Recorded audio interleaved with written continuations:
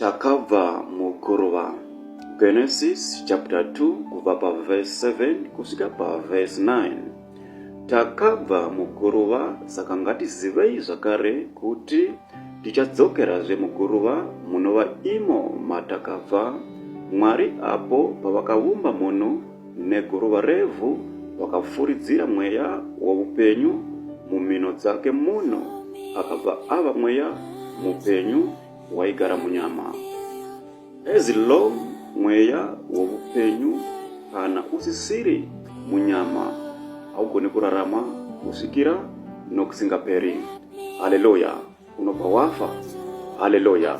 Saka ngatigadzirei nzira dzedu nguva ichiri pedo, nokuti zuva richasvika rokuti ani nani asiye ino nyika. Haleluya! Say I love Jesus. Saka rega ndikuudze chakazoita kuti munhu asararama mazuva mazhinji pano panyika, asi iye akasikwa ari mweya mupenyu waigara munyama. Ndechekuti Jehovha Mwari vakasima munda mu Eden kumabvazuva, vakaisapo munhu uya wavakanga vavumba vachifunga kuti uchagona kuzongwarira upenyu hwake, sezvo vakanga vachida kuzomuudza after vamuisa imomo kuti agaremo. Haleluya! Ndava ivo Mwari vaiziva kuti after vamuisa imomo mumunda weEden vachameresa pasi miti yose inofadza meso uye neyakanaka kudyiwa, uye nomuti woupenyu pakati pomunda, nomuti wokuziva zvakanaka nezvakaipa. Haleluya! Saka after munhu uya aiswa mumunda muya weEden naMwari, akasarudza kurasa upenyu buya hwaakanga apiwa kubva pakutanga naMwari, nokuti wakadya muti wokuziva zvakanaka nezvakaipa. Saka zvakabva zvakonzera kuti munhu wega wega akaberekwa nomukadzi asachiva namazuva mazhinji okurarama pano panyika, nokuda kwaAdamu naEvha vakatyora murayiro waMwari. Haleluya! Saka rega ndikuudze hama mudikanwa, uyo wamunoona afa uyu watopedza rwendo rwake, asarira imi vapenyu, nokuti zuva renyu rokuti mugopindawo pasi ndo ratavawo pedo kuuya. Saka garai makagadzirira, nokuti hamuzive nguva kana musi ounouya Kristu kuzotora vatsvene. Garai makagadzirira. Haleluya! Zuva raKristu richauya sembavha kunani nani ari pano panyika. Takabva muguruva, tichadzokerazve muguruva, nokuti ndimo matakabva. Munhu wega wega akaberekwa nomukadzi haana mazuva mazhinji okurarama pano panyika. Haleluya! Takabva muguruva, saka tichadzokerazve muguruva munova imo matakabva. Haleluya! Uyo muri kumuviga nhasi, asi pasarira iwewe neni. Haleluya! Umire papi hama mudikanwa? Ukama hwako naMwari wakamira sei? Gadzirisai nzira dzenyu muyanane naKristu, nokuti hamuzivi zuva kana misi. Haleluya! Jesu uchauya makavarayirwa, zuva rake richasvika richiita sembavha, zuva rake richasvika. Saka garai makagadzirira hama vadikanwa, nokuti Kristu hamuzive kuti uchasvika rini kuzotora vatsvene vake. Haleluya! Vazhinji vedu tinozvikudza pano panyika, kangamwei kuti pano panyika hapasi pedu. Nerimwe ramazuva tichapfuura pano tigodzokerazve muvhu, nokuti isusu takabva muvhu. Saka tichadzokerazve muvhu, nokuti ndimo matakabva. Haleluya! Panyika pano kune vanhu vakaita saEvha, vanoti kana vachiona zvavainazvo vanoona sokuti ndizvo zvichavachengeta kudarika kuvimba naMwari, uye vachitya kuita zvakaipa, kuti pavanozofawo vagokwanisa kundopindawo muushe hwokudenga. haleluya. Asi vanozviramba nokuti vanorambira vachitowedzera kuita zvakaipa, vanoramba vachitowedzera kuita mabasa asine naMwari, vachiramba vachiwedzera kutadza mukati mupenyu wavo. Haleluya.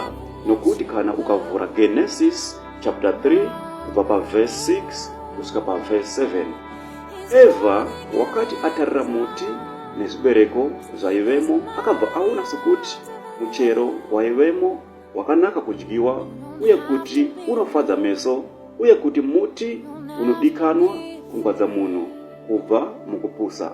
Ndava kusadya muchero, asi ivo vachiuona vaitoona sokuti kupusa, saka kuti iye azvione sokuti akangwara, haana kupusa. Akabva atora muchero womuti uyo akadya, uye akapawo murume wake akadyawo. Haleluya. After vadya, Bhaibheri shoko raMwari rinoti vaviri ava vakabva vagumbusa Mwari. Mwari vakati kumurume, iwe uchadya cheziya chauchashanda nemaoko ako kubva nhasi kusvikira nokusingaperi. Kumukadzi ukanziwo, iwe nokuda kwokuti wakatendera nyoka kuti ikunyengere kuti udye muti wokuziva zvakanaka nezvakaipa, kubva nhasi zvichienda mberi ucharwadziwa pakupona kwako, uye ndichaisa ruvengo pakati pako, iwe mukadzi nenyoka. Haleluya. Ndosaka muchiona maproblems, matambudziko achiwanda mukati mupenyu wedu. Haleluya.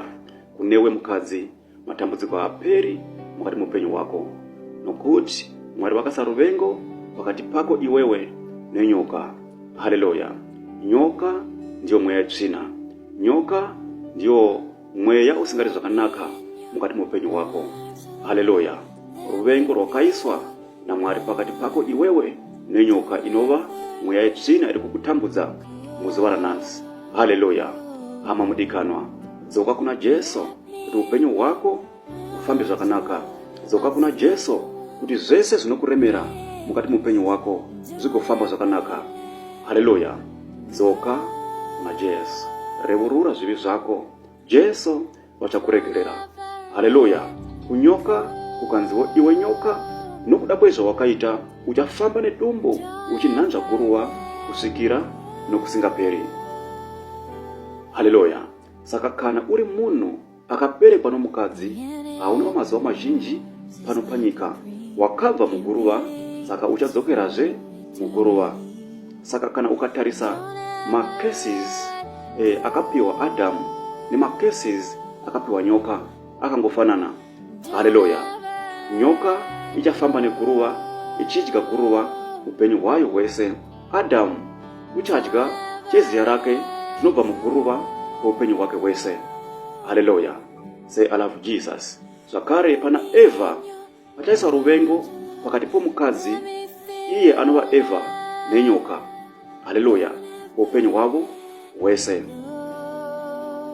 Saka iwewe Eva muzuva ranhasi, kana ukasatendeuka pamabasa auri kuita, ziva kuti upenyu hwako haungafambe zvakanaka, nokuda kwokuti already pane kesi yakadhiklewa kubva pakutanga. Iwewe Eva wakadya muchero zvakanga zvisina tendero yaMwari. Haleluya. Zvikange ndichaisa ruvengo pakati pako iwewe mukadzi nenyoka. Haleluya. Kana ukasatendeuka uchiuya kuna Jesu Kristu muzuva ranhasi, zvose zvaunoita zvicharamba kufamba zvakanaka, zvose zvaunoplana zvichakurambira mukati mupenyu wako. Uya kuna Jesu. Jesu ivo vega ndivo mudzikinuri woupenyu hwedu. Jesu ivo vega ndivo vanotiropafadza nezvose zvatinoda mukati mupenyu hwedu. Makesisi ose akadhiklewa nowakaipa mukati mupenyu hwedu haangagoni kuva nesimba kana tichivimba naJesu Kristu.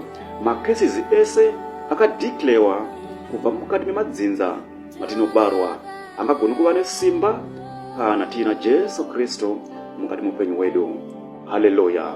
Usatambudzika hama mudikanwa, usanetseka nokuda kwevanokusundira mhepo mukati mupenyu wako. Haleluya. Kana ivo vacho vanokusundira mhepo vakazvarwa nomukadzi, ziva kuti havana mazuva mazhinji vari pano panyika. Haleluya. wese unaita chakaipa mukati menyika ino. Ende kukai muvuye kuna Jesu Kristo. Nguva ichiri pedo, nokuti nguva ndiyoyi yekuti muve mumabasa akaipa, mugamuchire Kristo mukati mupenyu wenyu. Haleluya. Jesu ndivo vega vanogona kukuitira zvakanaka. Jesu ndivo vega vanogona kukuropafadza mukati mupenyu wako. Jesu ivo vega ndivo vanogona kuropafadza business rako nezvose zvaunoita mukati mupenyu wako. Jesu ivo vega ndivo vanogona kubreka ma-evil altars against your life. Hallelujah. Jesu ivo vega ndivo vanogona kuropafadza marriage yako, kwete kuti iwewe udyise murume wako iri nzira yokuti marriage yako igosimba. Jesu ndiwo nzira yedu. Jesu ndiye nzira youpenyu. Jesu kana ukamugamuchira upenyu wako unoendeka. Ama mudikanwa, ibvai mumabasa akaipa mugamuchire Jesu Kristo.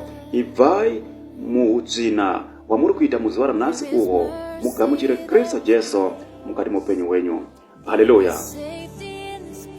Nokuti kana ukaita zvakanaka unoenda kunzvimbo tsvene, asi kana ukaitawo zvinonyangadza Mwari ndiko undoraswa kana uchinge wazofa nerimwe ramazuva.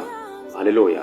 Saka nguva ichiripo ama wadikanwa, kana tichiri kufema kudai, uyai kuna Jesu, uyai mutendeuke, ibvai mukuita mabasa akaipa. Haleluya. Say I love Jesus. Murume akanzi uchadya cheziya, asi vakadzi vazhinji ndivo vototora chidanho chemurume. Ivo ndivo vava kutodya cheziya, murume akangoti tende zvake amba. Why? Nokuda kwokuti imi vanhu vechikadzi munobhiliva kuti kana usina kudyisa murume nemufuwira ukuti akude, marriage iyoyo haingamire. Ndava ndizvo zvamunenge muchibhiliva imimi. Haleluya.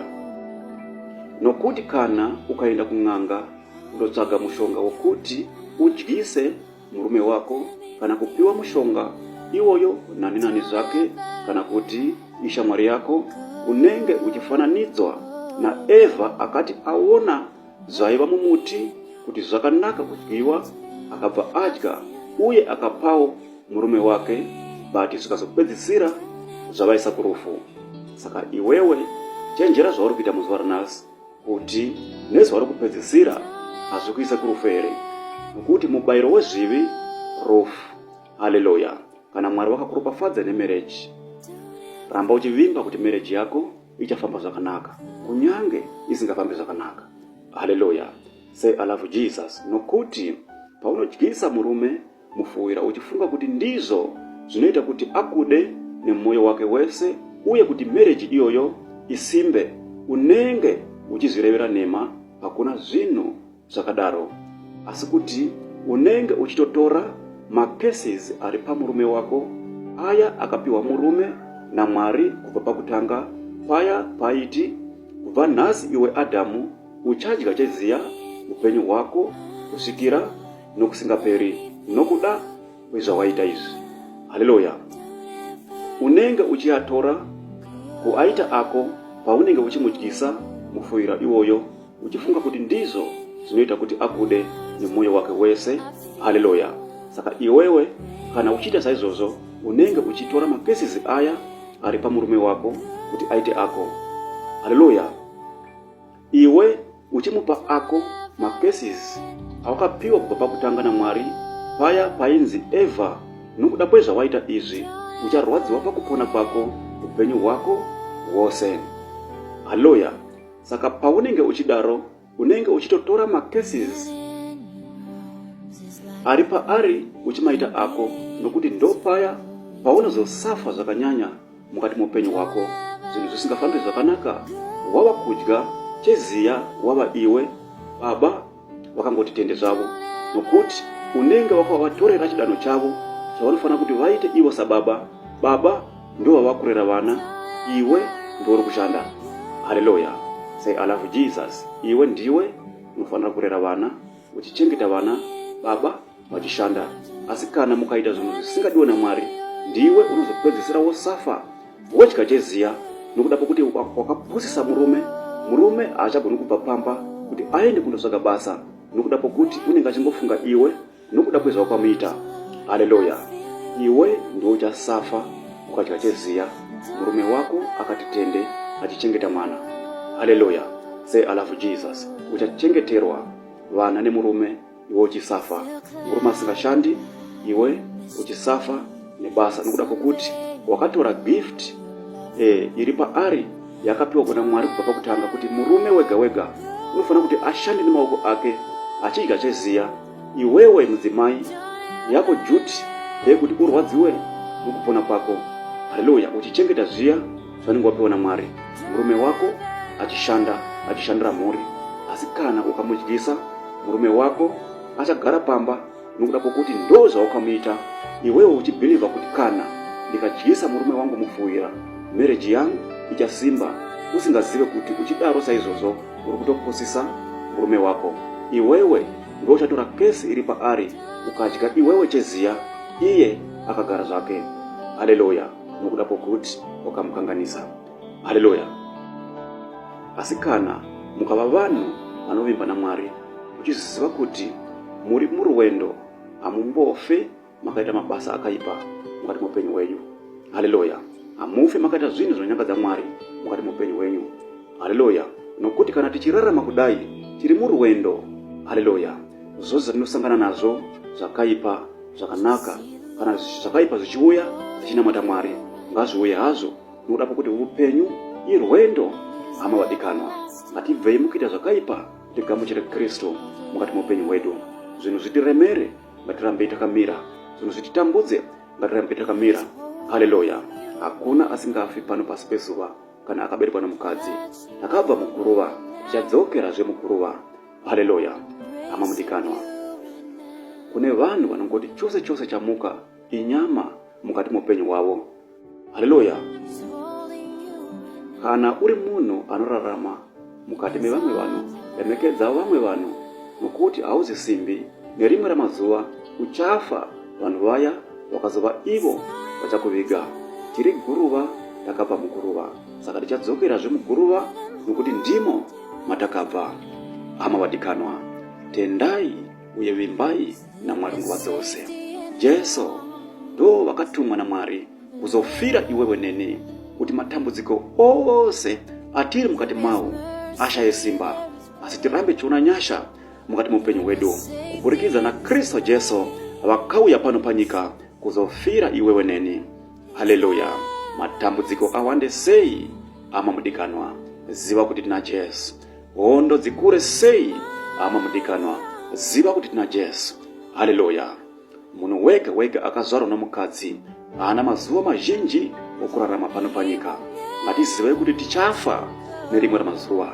Zvino kana tafa naye, hama mudikanwa, tichaenda kupi kana isusu takanga tisingayanani na Kristo Jesu mazuva atakanga tiri pano panyika? Hama mudikanwa, ngatigadzire nzira dzedu nokuti nerimwe ramazuva tichafa tikasiya nyika ino. Haleluya. Kufa kundoraswa here naye, hama mudikanwa, nokuti kana wafa seri kweguva hakuchina munamato, seri kweguva hakuchina kunyengetera zvakare. Haleluya. Wakabata zvake. Haleluya. Mumwe nemumwe uchandotongwa nezvake. Hama mudikanwa, uchaita sei nokuti zuva richasvika rokuti iwewe upinde pasi? Hama mudikanwa, uchaita sei nokuti nguva ichasvika yokuti ani nani akazvarwa nomukadzi pano panyika apinde zvakare muguruva munova imo maakabva? Hama mudikanwa, tose tichasiya nyika ino, tose tichafa. Saka hama mudikanwa, ngatigadzire nzira dzedu tichiri vapenyu, nokuti kana tichiri kufema kudai ndiyo nguva yokuti tinyengetere Mwari zvakare, tirumbidze Mwari. Kunyange matambudziko achiwanda, ngatirambe tichirumbidza Jehovha.